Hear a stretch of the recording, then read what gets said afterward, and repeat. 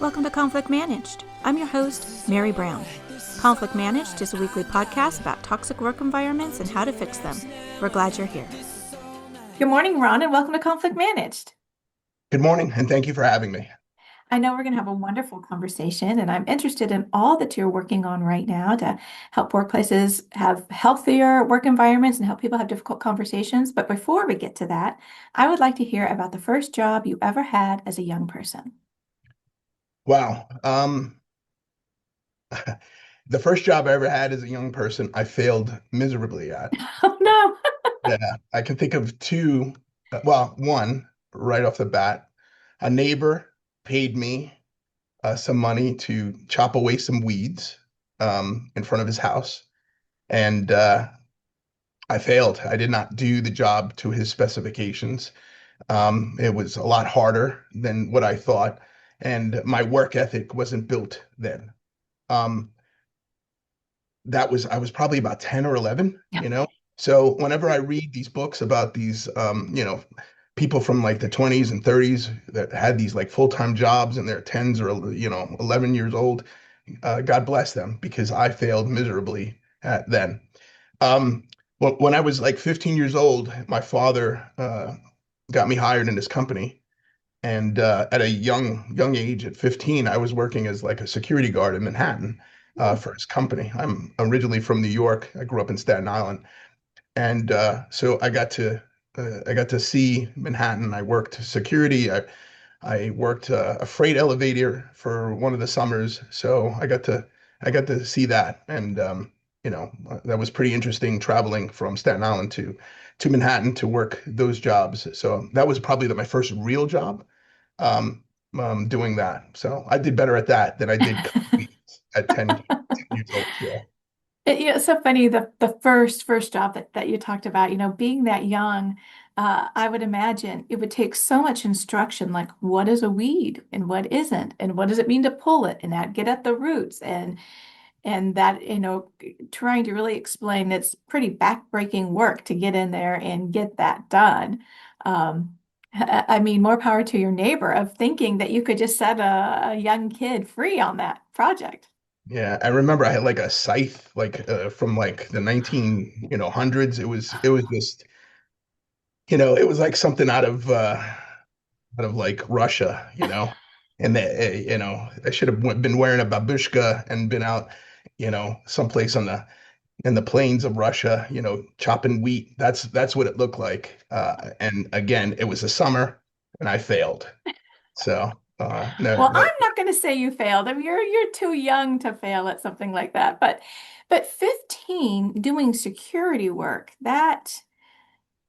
so tell me about that. So you're working for your dad's company. Did he have a security company? my father worked for a company, right? He was the director of security, and then he moved up to kind of like having security and the people that did the janitors and stuff like that. So I fit wherever they needed me. So if there was somebody on vacation, I would work a front desk. I might have been a rover. Um, at times, I was changing fluorescent light bulbs. And then since I was his son, I got a coveted position of this freight elevator for like 30 days. So for the most of the summer, for 2 summers in a row, I was working a freight elevator, 21 West Street, right by the downtown athletic club, in Manhattan, downtown, right close to the ferry. And yeah, it was super exciting for a young kid to, be exposed to all these characters and just a whole bunch of different things happening there in Manhattan at that point in time. So it was a really cool part of my growing up, my childhood. That sounds really exciting. I can imagine as a young person, all that you would come in contact with, but also that your dad trusted you to be able to handle it, not only to be the rover and change the fluorescent lights and that kind of stuff, but then to handle the responsibility of whatever role you're in. Um, have you always had that kind of work ethic, that kind of being the ability to be trusted with those jobs? Well, my father and I had a very unique relationship. I can say that for the least. My father knew that I was very much a rule follower. You know, I didn't drink, I didn't smoke, I never got into any trouble with the law. So he knew that if he put me someplace and he told me to do something, that I was going to do it. I was scared of my dad. He was intimidating. So he knew, unlike some of the other people, right? So he had a cast of characters from Brooklyn and the Bronx who were very more worldly than I was. I was this kid from Staten Island, which is kind of the forgotten borough, almost like a suburb at that time. It's changed. So he didn't have to worry about me doing something stupid. Uh, I was going to sit on that post for 8 hours, just take a bathroom break or a lunch break, and that's what I did, as opposed to somebody else doing something. And back then, we weren't armed or anything like that. It was on the radio, and there was very little excitement as far as to the security guard stuff. And the freight elevator, I was working around a lot of people. There was a day that was 8 to 4 or 8 to 5, I don't remember. And again, that's where I was supposed to be. That's what I did. And I think one time I showed up late one time, and I remember the building manager busting my chops about it. And I remember the embarrassment and paying for that for Mm. like weeks because I knew that I disappointed my father. And again, it's this relationship that I had with him, kind of traumatic, which goes into some of the things that wound up happening later in my life, But yeah, there was definite fear there, fear that turned into discipline to make sure that I was doing the right thing, so he could depend on me, and I got an experience, you know. Mm. One thing that you said that I think all of us love, whether we're leaders or it's just a colleague, don't have to worry about that person, right? So, the goal of hiring somebody or working with someone that you just know they're gonna get it done, right? They're not someone, they're not the part of the 10 or 20% that you're having to manage and work with, but you can just when we find those colleagues that they're just easy because we know they're going to be doing what they're going to do. They're going to be where they're going to be. There's just nothing like that. It seems so simple, but it's so wonderful to find. Yeah, I do have a leadership story from that time. It was like 1986, and I believe, if I'm not mistaken, that was like the 100-year anniversary of the Statue of Liberty, that was given to us, and it was a big celebration of of Manhattan at that point in time. And there was a whole bunch of extra people that were hired, and that company took advantage of that because there was parties all over the place, and they went into catering, and they were selling sodas and stuff like that. So a whole bunch of other people were there, and I was put on a crew to, go and stack sodas and make sure the sodas were available for sale, to different places. I was just a laborer, that was my job, with a crew of diverse people from all over the city that was hired temporarily. And I remember one day, like, we weren't supervised, and people were like, and these people, I was 16, and these people were like, hey, that's the boss's son.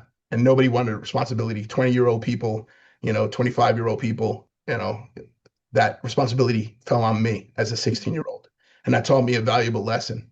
And I took charge. And it was funny, one of my best friends at the time, he was working with me. He was 17, he was a year older, and he was busting my chops because I took charge. The Leo in me took charge. And these grown men, they fell in line, and I guess they didn't want to get in trouble by my father too. And we started working, and we started doing what we had to do, taking orders from the 16-year-old kid who was probably, had a big head at that time. But it taught me something about, people not wanting responsibility, Hmm. how people needed to step up. And I learned that lesson a long, long time ago. It was very interesting that I learned that lesson at such a young age. It is interesting how just this happenstance, this experience that you had. And it happens to many of us, these formative experiences, like what we learn. It could have just been a moment in time and you never thought about it again, or maybe you didn't step up and things fell into chaos, or somebody else eventually did. But it was so formative that you saw the power of, well, filling the vacuum and then getting and the feeling of getting the work done, right? That leadership feeling of the organizing the chaos and empowering people and then carrying on with the mission to have that experience at a young age is powerful. Yeah, it stood with me the rest of my career. Look, that happened in 1986, and it's still, I can close my eyes and see us stacking all those sodas in that warehouse, and I could see some of the people there, and I could see my best friend that I'm still connected with through Facebook. Eddie Cherusavani is the guy's name. I could see him there busting my chops for barking out orders at 16. So. So you went into law enforcement. Did you know that is that what you intended to do when you went through school? Or how did that happen? Yeah, so I had two kind of dreams growing up. I knew I wanted to go into the military, which I did. I did 8 years in the Army.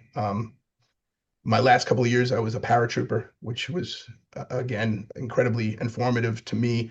I was with the 82nd Airborne Division, which is a leadership school where I was at. I taught a lot of leadership lessons that I learned there, which incredibly formative. The basis that I used still to this day. And then I had many people that were in law enforcement in my family, some federal, some local, couple cousins were NYPD. My father at one point in time, before going into that business, he was a corrections officer, for the state of New York. So I was around that. And in my neighborhood, people talked about that, a lot.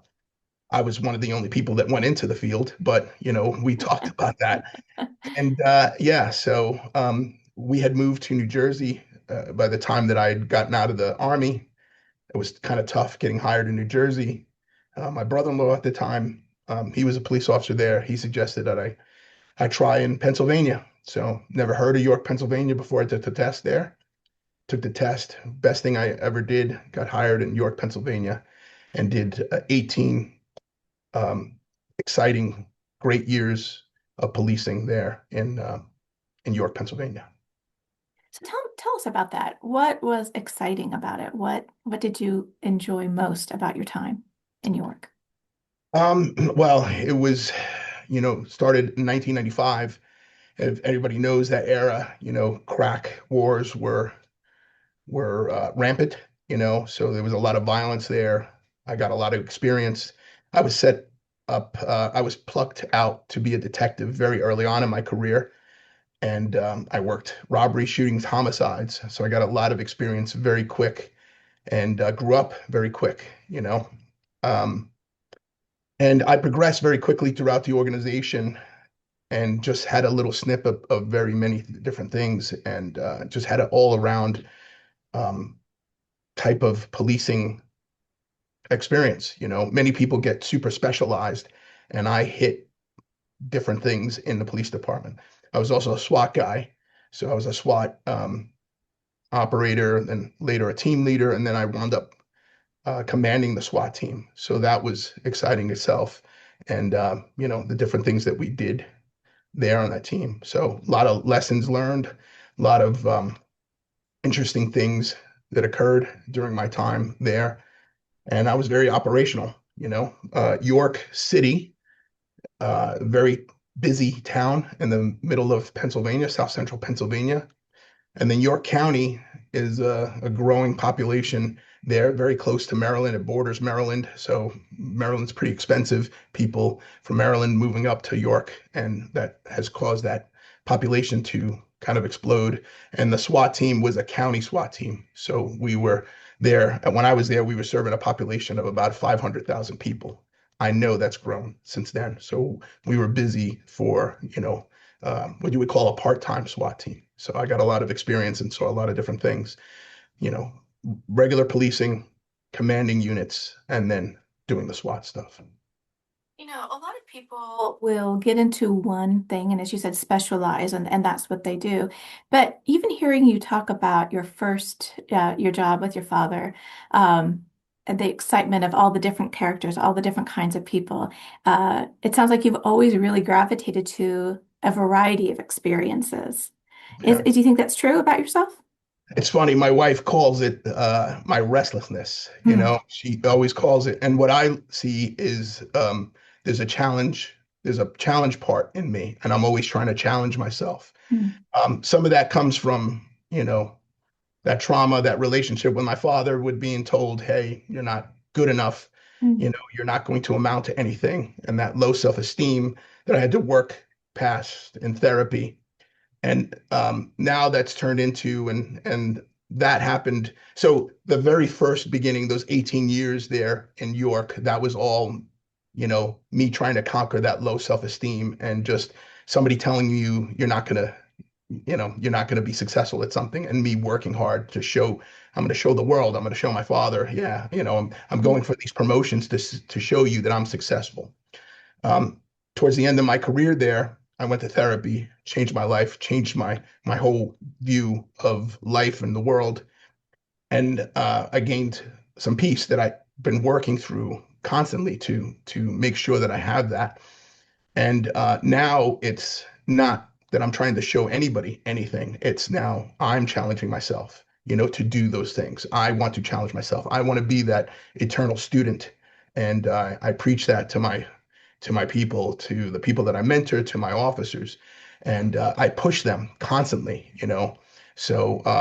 And that's my philosophy now. Keep on pushing, keep on pushing. You know, get comfortable with the uncomfortable, and just don't I say, don't tread water, keep on swimming, right? There's enough people that are treading water, you know continue to swim. So I want swimmers, right? I don't want people treading waters. I want runners. I don't want people that are jogging in place. Those are the people that I want around me. And if you're jogging, I want to help you run. you know so it turned into, at first, me trying to prove to somebody, right? Probably my father, I am successful. I'm going to show you that you were wrong, right? That self-esteem, that low self-esteem, me going to show him that. To now, I'm very confident, about my abilities, been successful, and now I'm challenging myself. I'm taking positions and doing different things to challenge myself. So. So I know that you retired from that position, but you've done a lot since then. Where did you go after York? Yeah, so with that challenging philosophy, I retired, and then I took a position as a police advisor in Afghanistan. So it's funny, I retired and I went into this police advisor position. A couple of months I was in Afghanistan, and my stress level was gone. I was only responsible for myself, but it was rewarding. I was with a group of young captains and young officers, that were training and assisting, Afghan army units. And I was there. I had no power whatsoever. I was only responsible for myself. But because of my age, because I was this SWAT cop, right? Uh, there was a lot of gravitation to me, and a lot of questions about civilian world and what I did, and there was mentorship opportunities there. And what's funny is that after I left there, I kept in contact with many of them, and many of the people from that team. Our team was like 12 or 14 people. Many of them reached out to me for help as they were transitioning out of the army and going into their civilian positions, and I was glad to help every one of them. So I made an impact on them, and that's the thing I love doing. I love helping people get to the next step, get to the next level, and I'm proud of that. That my short time with them, I was able to make an impact. From there, I was going to go to Liberia to do another contracting there, to be an advisor. That there, I was going to be a police advisor, and I got a phone call from a friend who I went to the FBI National Academy with, saying, I need you to run an in-country training program in Mexico. Um, I said, hey, I still didn't finish my degree. Don't matter. My Spanish is a little rusty. Doesn't matter. I've never done this stuff before. I've never been a deputy program manager. It doesn't matter. I need you. I trust you. Mhm. And I got that opportunity. So I lived in Mexico for a year, supervising trainers, Spanish speaking trainers, cops, retired cops from all over the country, federal guys, uh, military guys, cops from all over the United States that were trainers, and we were training Mexican units at the state, local, and federal level all over Mexico and building classes. Probably the hardest job I ever had. Um, the government, the State Department can be very demanding. We're teaching in a foreign language to a foreign government, that can be demanding. Some of the places that I had to send my people were dangerous. That can be stressful. And then I've got to wrangle retired cops, that our home base was in Mexico City. That can be challenging too. Mhm. So, and then you have cops and federal guys, retired federal guys, who have come from totally different policing cultures, and trying to get them into one cohesive team was Yeah. challenging. So, then from there, I went to that contract ended. I got a job at Old Dominion University, did a year there while I was testing for police chief jobs. Was lucky enough to get selected to be the police chief of Chambersburg, Pennsylvania. Was the chief there for 8 years. Um, while I was there, I got my master's degree and my doctorate, and we had a great department there. Build it up. We did a lot of successful things, and then December 2024, I was selected to be the chief here at North Charleston. And I went from a 40-person department in Chambersburg to a 400-person department here in North Charleston. So, and we're doing some great things here. Little tougher here, but we're changing culture and doing some great things. A remarkable career. A couple of things that stand out to me of what you said, especially with the contract you did in Mexico, was the call of I need you, I trust you.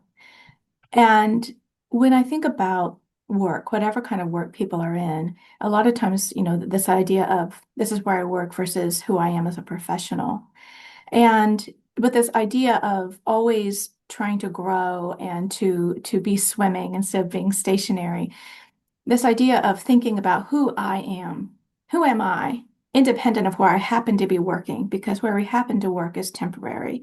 It could be that you're there for 40 years, but maybe not. You're always building who you are. What is your reputation?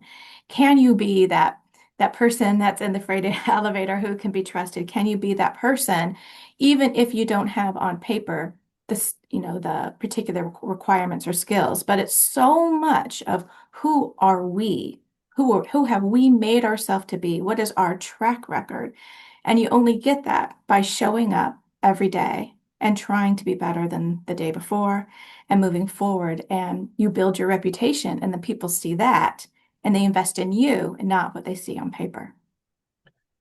Yeah, um, the guy who hired me, we were at the National Academy together, and he was a retired sergeant from Jackson Hole, Wyoming, who we knew each other at the National Academy, but we didn't really know each other, right? So a Mhm. lot of this was just kind of like social media, seeing each other, what we're doing in social media.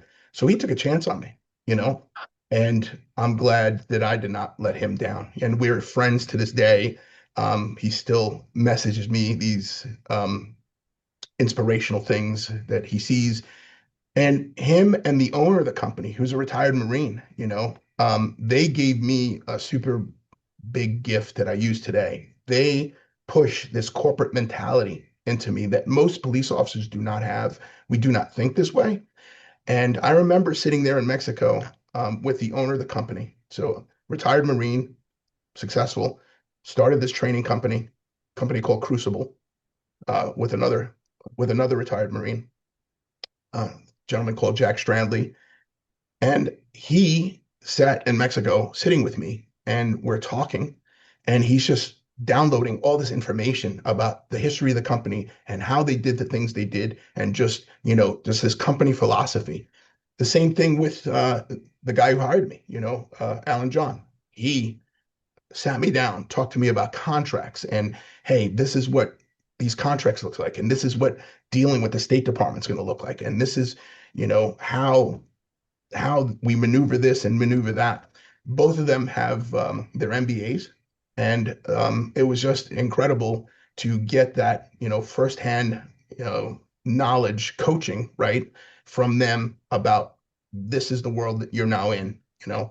And if the contract would have got extended, for a couple of years, that would have been awesome. I maybe I would have got my MBA, right? Maybe I would have gone that career, but it didn't. The government can be fickle sometimes, and dealing with them was frustrating, right? Uh, Blue is not always blue, and black is not always black. And for somebody like me, who left is left and right is right, it was frustrating dealing with that.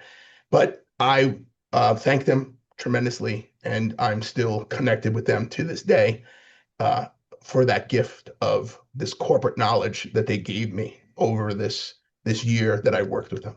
Mm. It's so helpful for someone to take us aside and set our expectations. Hey, this is what this environment is like, and this is why, and this is what you need to succeed. And a good question is, why do people not do that more often? Because it does take time up front, but it saves a lot of time. And it really does empower people to be able to do what we hired them to do and to be successful at it, and for them then to mentor others and show good practices. But we go into an environment and we just sometimes forget. We think people know what they don't know, right? And so really helping them understand wherever you're going, what is the culture like here? What are the expectations like here? Who are the stakeholders you're going to be working with, and what are they like, to help people be successful? Yeah, So one thing I want to talk to you about, so I deal with conflict. That's just what I do. And there's everyday conflict that you come up with. Conflict's not the problem. It's just very normal. You have people, you're going to have conflicts. But a lot of times people want to talk about people that they think have high conflict personalities, or who are characters, who are not as easy to maybe deal with than just your average everyday worker. And it sounds like you've dealt with so many different, obviously, you've dealt with so many different kinds of people. right. So let's start with hard case scenarios. Okay. What would you say for someone who is working, and so they're the leader and they're working with somebody who is, they think is a very difficult personality, very, who maybe is, with the way that they behave at work, it's just very difficult to communicate with this person, that they're just finding it really hard to deal with this kind of person. How do you recommend, or what do you recommend people do to communicate standards and hold even maybe high conflict people to standards? Yeah. So, part one, take emotions out of this. Step one, it's business, right? And take the emotions out of it to the best of your ability. And if you can ask my people, they know I care about them. But there are times where you have to remove your emotions to the best of your ability. Everybody wants to be liked, but when you're in these top positions, you're not going to make everybody happy. You're making these decisions for the best of the organization. Two, have the best interest of the organization as your focal point. And, if the person that you're dealing with understands that this is for the best of the organization and not individual, for individual glory or individual, advancement, that's another way to punch through those shields. Um, Number three, standard for everybody. Everybody's held to the same standard, from top to bottom. So I've worked in some places where I've come into some organizations and they've said, that's just the way that person is, right? Mhm. So they've had bad habits Yeah. and they said, well, that's just the way they are. That's unacceptable. Mhm. It doesn't matter that that's just the way they are. Is it professional? And if it isn't, we got to change. And, everybody has some little quirk, but is that quirk, you know, affecting everybody in the organization. Um, Truth, speaking truth, having honest conversations. We traditionally don't like to sit and be honest with people. I think we work around the truth sometimes, man. I think there's a lot of corporate speak that we do. Even in law enforcement, we're speaking. That some places have unions and we have HRs, and we're not speaking the truth. And I just think people want to hear the truth, and be talked to like they're adults and have honest conversations and understand, if we continue, this is what's going to happen. I want to have these honest conversations and just say, hey, this is not, I'm not targeting you. I'm not, this is not about that. There's no grudges or anything like that. But if you continue down this path, this is what's going to happen. You're in control of your life. You're in control of your career, you know, and here are resources to help you. So make sure that there are resources to help that person. And one of the final things that I've found that has helped me when I've had conflict with somebody above me and even below me is I've started, and I don't want to say started because I've done this before in the past, is the use of empathy, right? I want to see the problem through their eyes. So I want to put myself in their shoes. And I really want to immerse myself in the way they're looking at life. And I've found that that's been very successful at punching through a lot of this stuff. We've had instances where, we had stellar officers that all of a sudden, have had issues. What's going on, and started, trying to dissect, asking, you know, get away from that, progressive model and start asking two or three questions deep in to find out what is it, put yourself in their shoes, and figure out what the deal is. Or, recently I was dealing with somebody and I put myself in their shoes and realized the amount of pressure that that person was under and realized that that was causing some of this stuff and gave them some grace because I realized that there was some pressure, a tremendous amount of pressure that they were under and things that I was taking personal that I tried not to take personal, but some things were stinging that I try to push to the side because I realized there was a tremendous amount of pressure there. And kind of looking at it through that way, I was able to use different tools that I have, introspection, and just really, have that deep conversation with myself and work through it and say, okay, I got it. And I'm not taking this personal. You're under deep pressure. I get it. And I'm able to adjust the way I react to that situation. So not everything is the same. Some people you might have to, deal with a little stronger. Some people you might have to take a little softer approach. And it's really, it's an art form, right? Mhm. It's Mhm. not, it is not like, you can't just hit this with a rule book. And I know many HRs would say, yeah, you need to go A, B, C, D, E. It's not like that. Leadership is not like that. Yeah. You have to be able to have flexibility in trying to solve these problems. Well, So that's all. Yeah, I hope it's I answered all. the question. So, Yeah, absolutely. It's a fantastic. I mean, you've said so many wonderful things. And one thing I like is that, we have standards and we hold people, but it doesn't mean that everything's cookie cutter because we can have robust standards that apply to everybody, but still have lots of latitude for a multiple way personalities, different ways of doing things. They're not so having tough and standards that apply to everybody doesn't mean that everybody acts the same way. But there are clear things of what's going outside of the lines, what's not acceptable, what's not professional. I think sometimes people don't make those lines clear. They're not clear to themselves, and therefore they're not clear to others. And therefore, so some people push boundaries. They don't even know they're pushing because maybe it's normalized to them. So I think it really does start with the leadership knowing specifically what is unacceptable And also specifically what kind of behaviors they're looking for, what kind of behaviors they want to get to the goal that we're trying to achieve. And so having those kinds of conversations so that everybody can regularly understand what is within bounds and what is out of bounds and why. Like, why are we not going to be doing that? Why is that behavior leading away from a healthy work environment, leading away from collegiality or getting our job done? Another thing I want to pick up on that you said Sure. is this idea of putting your emotions to the side as much as possible, but also empathy. And I think people confuse that. Like if I'm being empathetic, I'm being emotional. But but as I think you so well articulated, it's not, that's not what's going on here because if I think about those things as the same, I'm looking at the other person through my eyes, through how I feel, instead of saying, okay, this behavior is not about me. Or if it is about me, I need to do some introspection. Like you said, like, okay, this is dinging me. Got to start with self-knowledge. So doing that work to set it to the side to try to enter into, well, what is going on for them? Not how is their behavior negatively impacting me? That is a conversation to be had. But this empathy is about the other. It really is about the other. And so Right.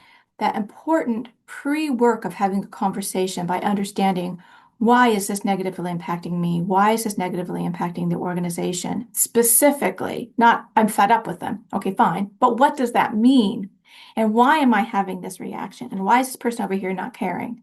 But why Right. does it still matter, right? Doing all that work before you have that truth conversation, that adult to adult conversation with the other. And I think, if one reason people don't have these difficult conversations is because they don't do it. And so then people haven't developed resilience. And so the first time I hear criticism, maybe it's the first time in 5 years, and I don't have that, I haven't exercised that muscle of hearing what it is, not an indictment of me as a person, Right. but this newsletter wasn't great.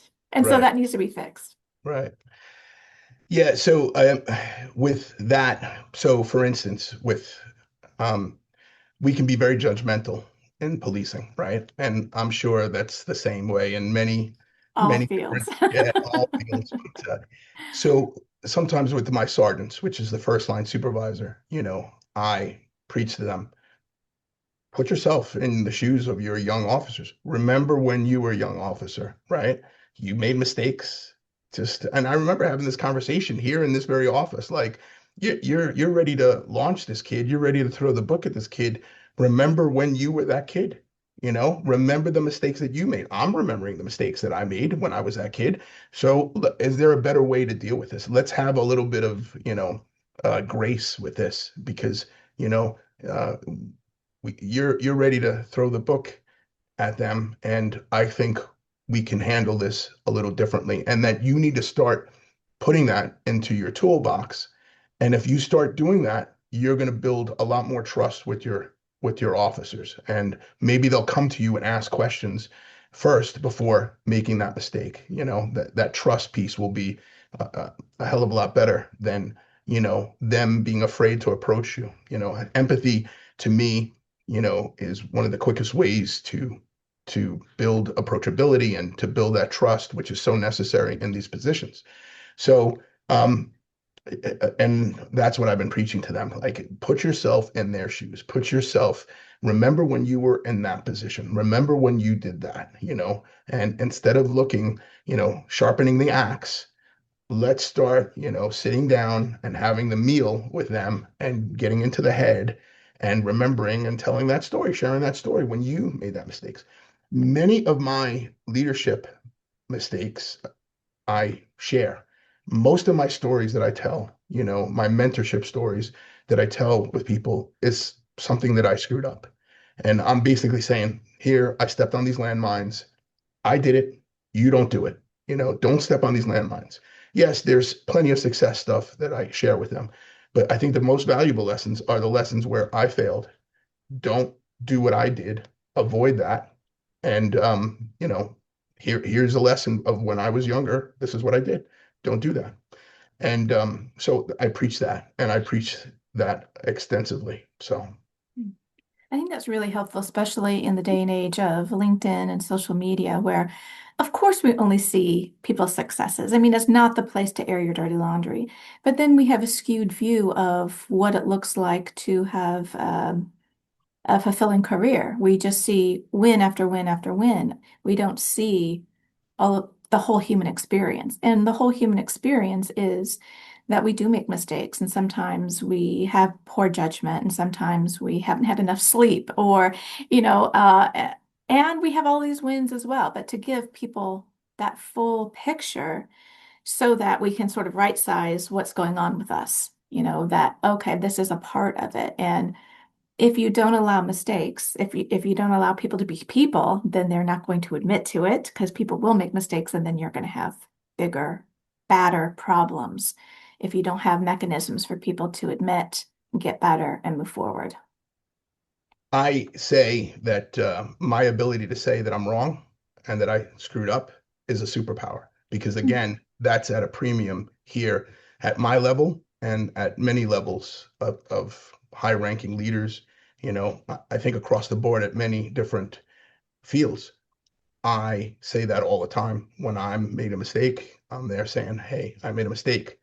I've said it in community meetings in front of hundred people. One of my officers did something that he shouldn't have done, and I said, "We were wrong. My officer's wrong. I was wrong. We were wrong."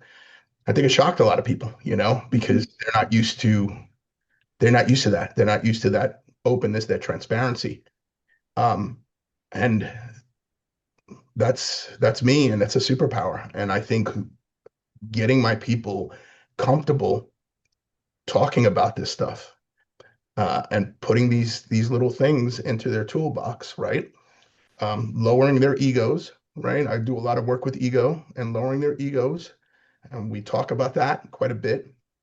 Makes them better, and gets us past all the bull crap. We can get to the finite point of the problem. So we're getting past a lot of the walls and barriers and resistance, and we're just saying, okay, I screwed up. Cool.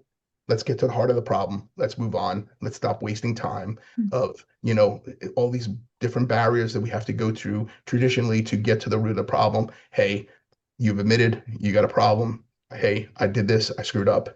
Cool. Let's go. No judgment. Let's start fixing the problem. Mhm. So, and I've had success here, and that's part of our cultural change that we're doing here in my new place. That's great. So you mentioned, you've got, well, so maybe new police officers and younger people, obviously, that you work with. We all work with young people and people of all ages. And there's a lot of talk about generation wars at work, Gen Z, Gen X, millennials, boomers. How do you see the solution to these sorts of stereotypes that we have about, well, they're like this, they don't want to work, or they're entitled, or they don't know what they're talking about because they're old? Or how do you see that in your work? And if so, how do you combat that? I think what we do, there's two things. We're really looking and concentrating on hiring people for character. So we're able to overcome a lot of that stuff because we're really concentrating on character. Unlike many police departments across the United States, we don't have a recruitment problem and we don't have a retention problem. Thank God. You know, um, the department itself, morale is high, so they recruit each other. They're talking amongst their friends and they're recruiting people here. They're saying, "Hey, it's a great place to work. Come work here," and that's awesome. The second thing, and I teach this also to my people, is this generation, they're the why generation. They're the what generation. They ask a lot of questions. I have no problem answering those questions. It's not a threat to me to answer these questions. As a matter of fact, I love answering questions because they understand, what my philosophies are, where I'm coming from, the direction I want to take, the department. Because a lot of times in organizations, that messaging gets filtered, Mhm. right? And sometimes it gets filtered because of bureaucracy or red tape or just, that sometimes that's filtered on purpose. Mhm. But here, when we can get down to the lowest level and just explain and just go ahead and answer those questions, that builds that trust, and they're getting it straight from the horse's mouth. And then I'm there talking to their first line supervisors, and then the middle supervisors don't take it as a threat to your authority when you have to answer these questions. Take it as an opportunity to gain trust, to gain this relationship where they feel trust in you to go ask this question, and you're not chopping their head off. You're taking it as, hey, let's sit down. Yep, I'll explain everything to you. They feel empowered, they feel good, especially the ones that I talk to. Hey, I just had this great talk with the chief the other day.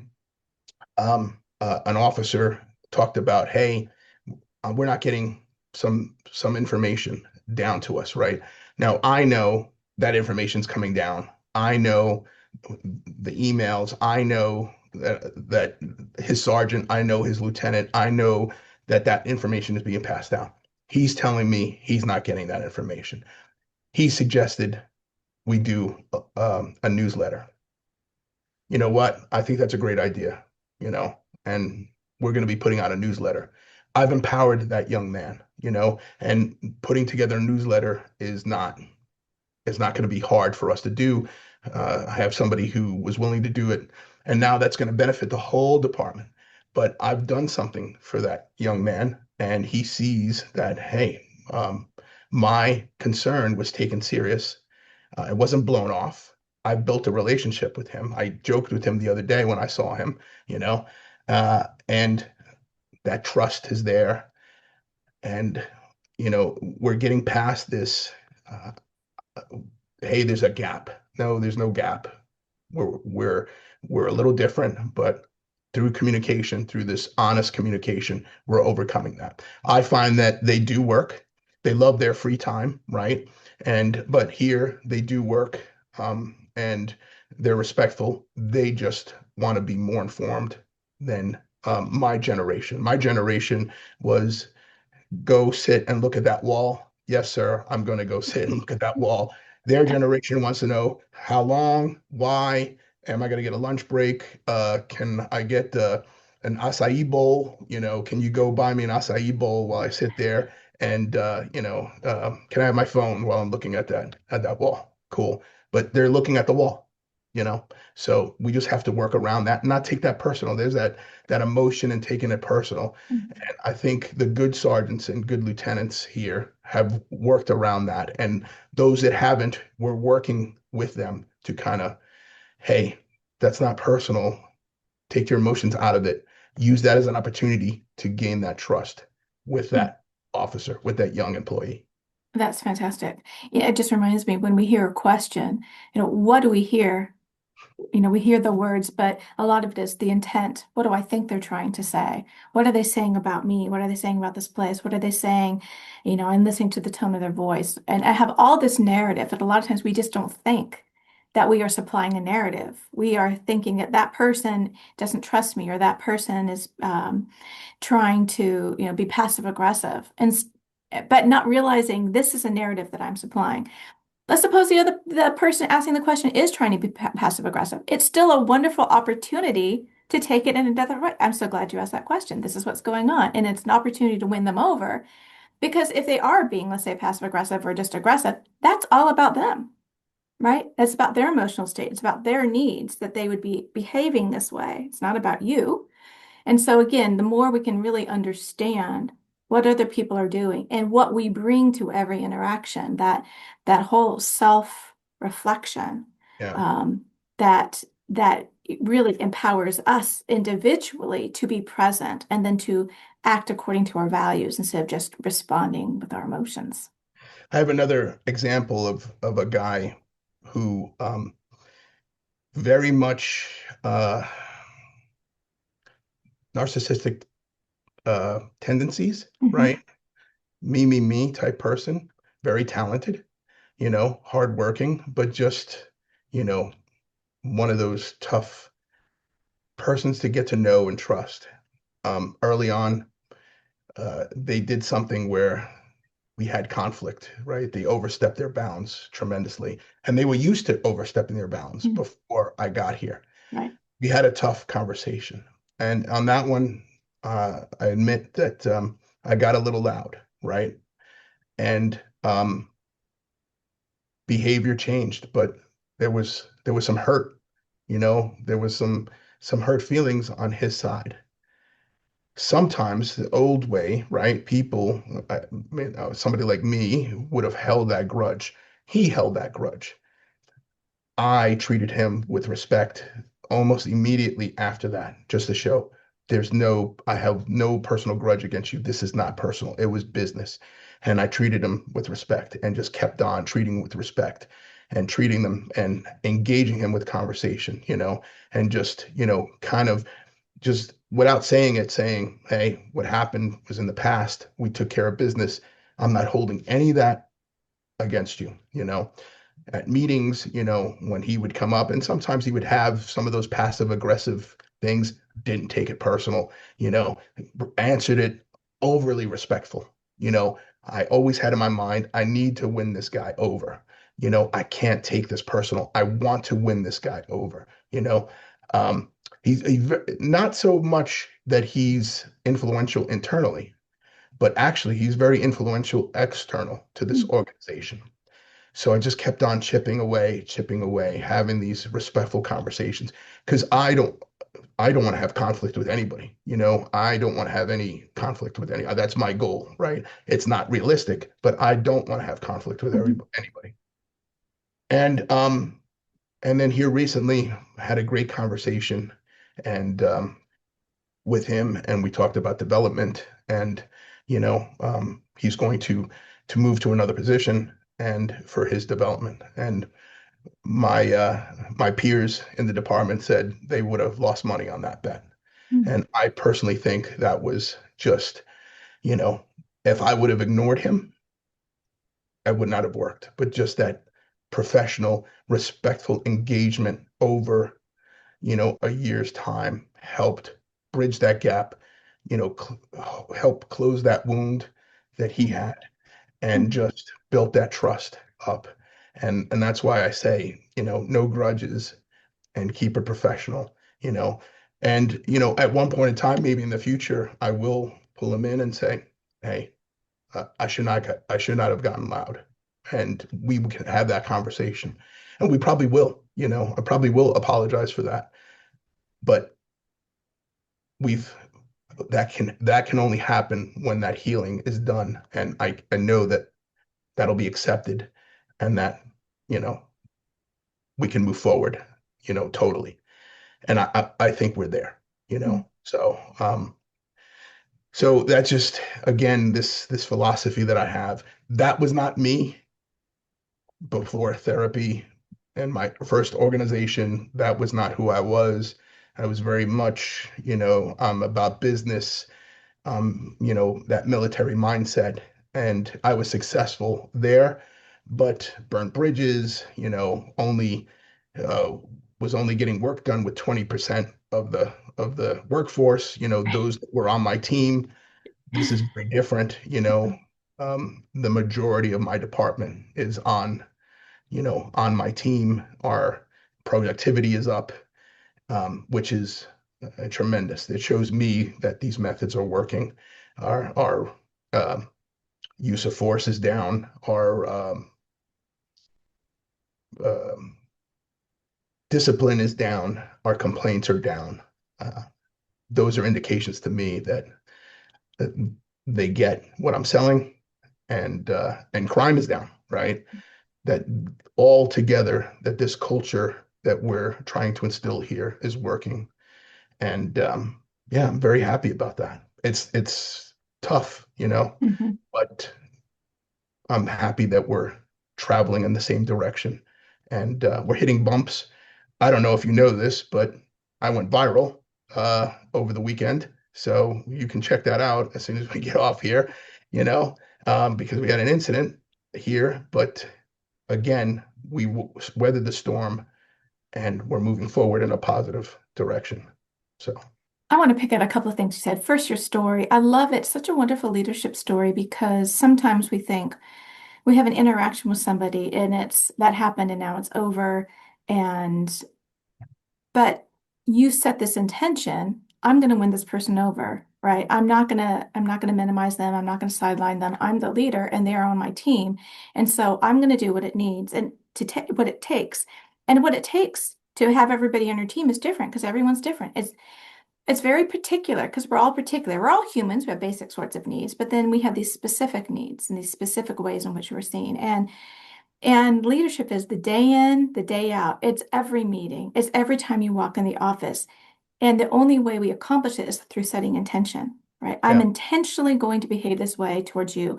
I'm intentionally going to deal with my emotions when I see something that's making me upset or something I just personally don't like, but I'm not going to act on that because I have this greater goal. I have this, the good for you, the good for me, the good for the organization. And that can really help us temper our outbursts, whatever they may be, emotional outbursts, to understand emotions are good information, but they're not information necessarily to act on all the time. So Right. I love that, when we think about acting, we think it's in this one single time and place, but it's really spread. It's through the lifetime that you have with this other person or these other, whoever's around you. It's the whole relationship, as you've already talked about many times, Yeah. building these relationships so that and how do we repair harm? Well, we repair harm. Sometimes people say, well, I said I was sorry, as if Yeah. that has its time and place, and it does depend on what the situation is. But we really say it through our actions. We really Right. say it, as you said, treating somebody with respect, seeing them even when it's difficult for us, and Yeah. moving forward with them. I love that. Yeah. And doesn't work with everybody, especially larger Sure. organizations. Not everybody's going to be on the team. Hmm. So that's hard. And you have also showed that you're evolving. So Hmm. I moved from the north to the south. I've evolved here. So here I'm trying to change culture, create a different culture here. But I've had to change. I've had to, adjust my way. Uh, I curse, right? And they don't curse here in the South. So I've had to adjust. I've had to learn that very, very quickly.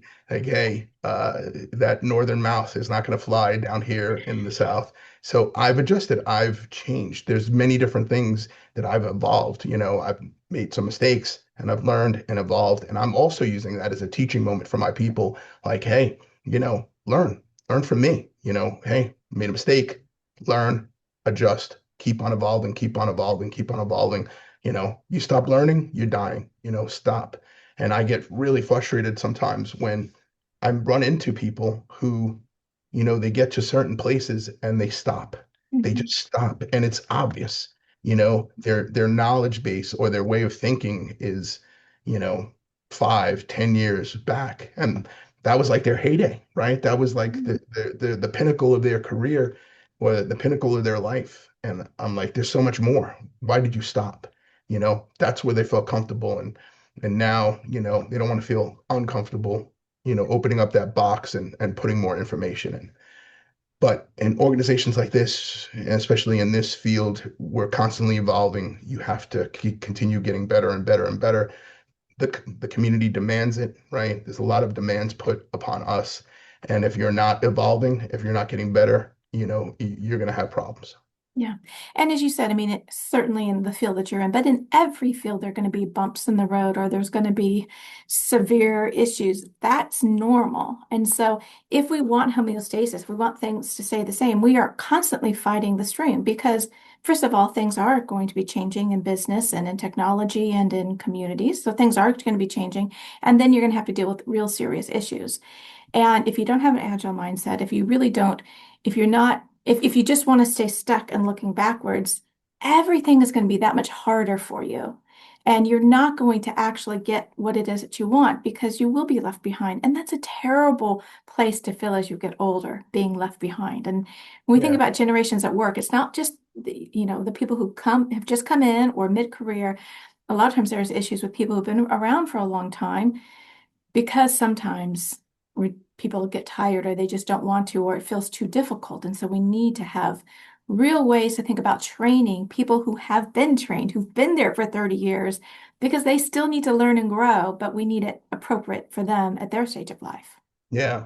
You gave me something to think about there. So I never put into the factor that that might be fear, the fear of, of trying to change. I'm looking at it as, from an ego point of view, like, hey, I'm comfortable, I'm good, I don't want to change, I'm here, I don't need any more knowledge, That's the way I'm looking at Mm. some of these uh, people, but it could be fear. You Mhm. gave me some food for thought. So thank you. Well, you're welcome.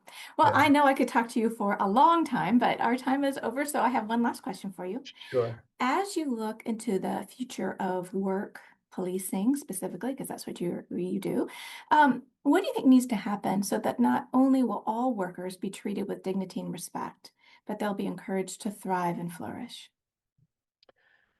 Yeah, so I mentioned earlier, I'm doing a lot of work with ego. I'm writing a book on ego that'll be out in January. We, and this comes from me, seeing discipline come before my desk throughout most of my policing career. And every time discipline comes, I can almost always say it's attached to some sort of ego problem, right? Low esteem, ego, trauma equals ego, So to me, we need to start talking about that. We need to start looking at that and then giving officers tools to start combating the ego, right? Mm.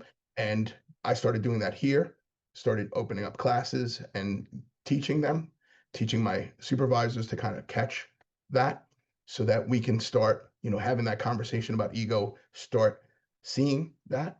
And there's nothing better when I hear a supervisor come to me and say, that was my ego talking. Uh, Mm. to me, that's a touchdown. That's Fourth of July. That's Christmas and New Year's all wrapped up into one because I was like, I've gotten through. And then we can start working that. So we need to start dealing with that self-awareness, introspection, empathy. That all goes into dealing with the ego.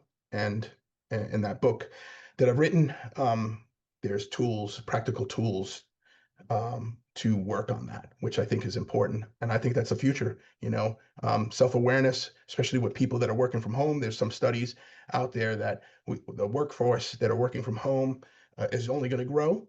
And the leaders and supervisors that are supervising those people, they better have some sort of self-awareness, right? And great emotional intelligence in order to connect with them.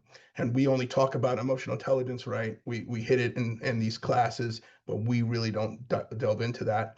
And this is what I'm talking about, developing these skills, understanding what you're talking about, not just touching the surface, diving in deep, getting super educated on this, getting super trained on this so that you're just way better prepared for what's coming in the future. That's fantastic. I'm looking forward to your book, which is called Bringing Ego to the Forefront, The First Steps Towards Ego-Free Leadership in Yes. January 27th. So Oh, thank you. thank you so much, Ron, Dr. Camacho, for this conversation and best of luck. Thank you. Thank you so much for having me. Thank you. Appreciate you. Take care. Ron, thank you so much for a wonderful conversation. There's so many questions I want to ask you about dealing with conflict since you have been doing it your entire career, but I'm really looking forward to your book that's coming out in January, Bringing Ego to the Forefront, The First Steps Towards Ego-Free Leadership. Conflict Managed is produced by Third Party Workplace Conflict Restoration Services and hosted by me, Mary Brown. You can find us online at 3pconflictrestoration.com. Come back, we have new episodes every Tuesday. And if you would like and subscribe wherever you are listening or watching this podcast, it's much appreciated. Our music is courtesy of Dove Pilot. And remember, conflict is normal and expected. Let's deal with it. Until next time, take care.